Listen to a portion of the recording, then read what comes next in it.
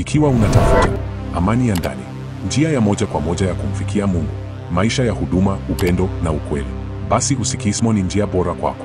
Haina masharti magumu, ni moyo wako unaohitajika. Usikismo si tu dini, ni njia ya maisha, njia ya kiroho ambayo inaleta mtu karibu na Mungu kwa njia ya upendo, unyenyekevu na matendo mema. Ilianzishwa na Guru Nanak Dev Ji zaidi ya miaka 500 iliyopita na bado inang'aa kama taa ya ukweli kwa watu wote. Mungu ni mmoja na bila sura.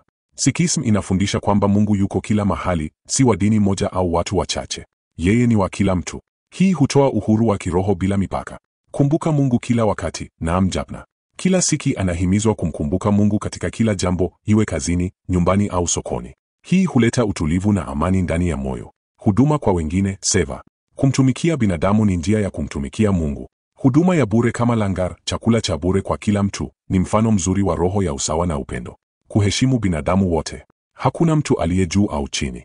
Wanaume na wanawake ni sawa, na hakuna ubaguzi wa kijamii au kidini. Hili hujenga jamii ya kiroho iliyo huru na ya haki. Sio maneno, ni matendo. Usikismo unasisitiza kuwa sio maneno au maombi marefu yanayomleta mtu karibu na Mungu, bali ni maisha ya kweli, ya uadilifu na ya heshima.